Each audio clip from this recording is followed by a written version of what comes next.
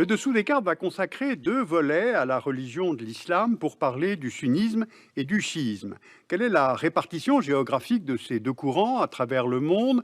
Quelle est l'histoire longue de leurs relations?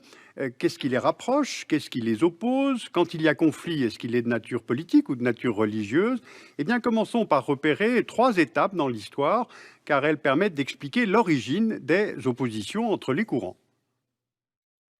Voici la péninsule arabique en 632. À la mort du prophète Mahomet, se pose la question de sa succession pour diriger tant la communauté des croyants que le territoire que vous voyez sur la carte. Certains veulent désigner un successeur au sein de la famille proche, Ali, son cousin et gendre, mais certains prônent un retour aux traditions tribales avec la désignation du plus fidèle de ses compagnons, Abu Bakr. C'est ce dernier qui est nommé premier calife, c'est-à-dire successeur du prophète. Et c'est sans doute la première étape à retenir. Deux califes vont ensuite lui succéder, puis en 656, Ali est désigné comme quatrième calife.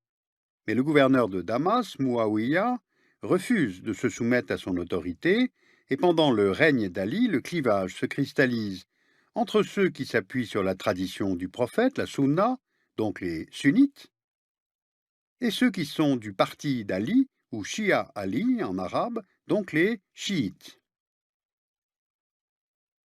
En 661, Ali est assassiné et Muawiyah est désigné cinquième calife, inaugurant ainsi la dynastie des califes omeyyades, dont la capitale sera Damas.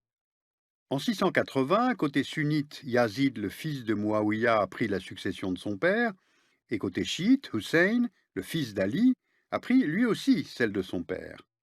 Hussein lance depuis la ville de Koufa, dans l'Irak actuel, la bataille contre son rival Yazid, mais il est massacré à Kerbala par les armées omeyyades avec sa famille et ses hommes.